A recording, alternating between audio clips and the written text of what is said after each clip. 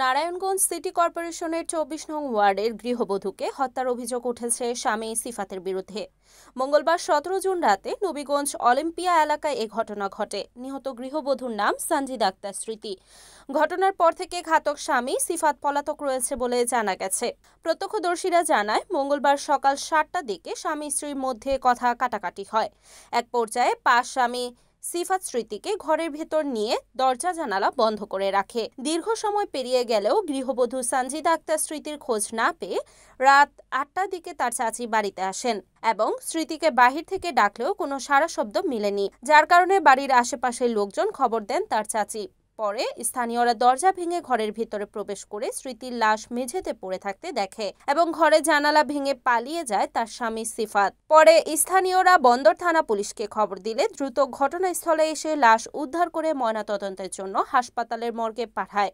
জানা গেছে, নিহত সানজিদা আক্তার স্মৃতির ২ বছর প্রেমের সম্পর্ক ছিল। পরে গত ৩ মাস আগে সিফাতের সঙ্গে বিয়ে হয়।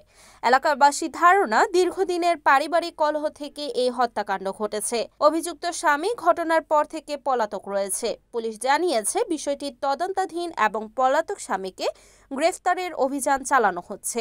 তার ফুলাই প্রতিনিয়ত তার মার টর্চারি করে, বোনের টর্চারি করে, আমার বোনজির লাগা দেখেছো ৩ বছর ধরে রিলেশন করতেছে, আমার বোনজি ভিড়ে না এ দূর করে আমার বোনজিরে ফাঁসি দিতে আইয়া না ভাইয়া।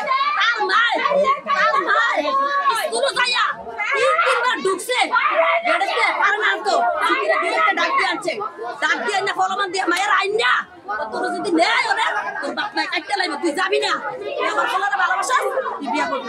এই ফলমান দিয়ে রাত করে আমার ভাই মামলা করতে পারি, রাত করে আপনার মনে করেন এই ইয়াক দিছে না প্রতিবন্ধ দিছে না নিয়ে মায়ের না বলা পারে না ফলমান দিয়া তারপর বিয়ে করাইছে। ঠিক আছে, বিয়ে করাইছে এক সপ্তাহে। মায়ের নাম কি? মায়ের নাম স্মৃতি, সানজিদা আক্তার স্মৃতি।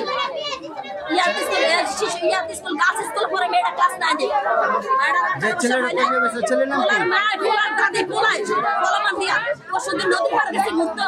মায়েরা রাজ্যে এক সপ্তাহ কাছের কিন্তু প্রতিনিয়ত গাঞ্জা খায়, প্রতিনিয়ত মদ খায় টর্চারি করে। ওই যা আমার বোনজিরা আজকে বিদায় দিয়ে দিল।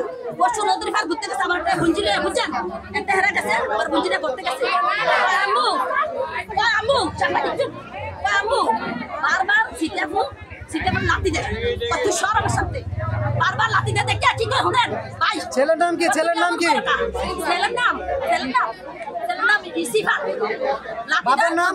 কালকা এ নিশা করে পড়ে রয়েছে, যে ফোন দিছে আমি কই তুমি কি আমার বড় মুখ দেখবা না? তোমার হাসপাতালে একদিন লেগে গেছে, বুঝছেন মেয়েরা ছোট মানুষ তে আছে আন্ডাতে নিচে তো সব করতে মেয়েরা এটা কি লাগে? ভাই যাও না পড়াইছে আপনার নিচে কি লাগে? যদি ফাঁসি দিয়ে মরতো তাহলে আমার বুঝছি দরজা বাড়ি থাকতো। ঠিক আছে, আমার বুঝছি তখন গলা টিপা মাইরা লেসান।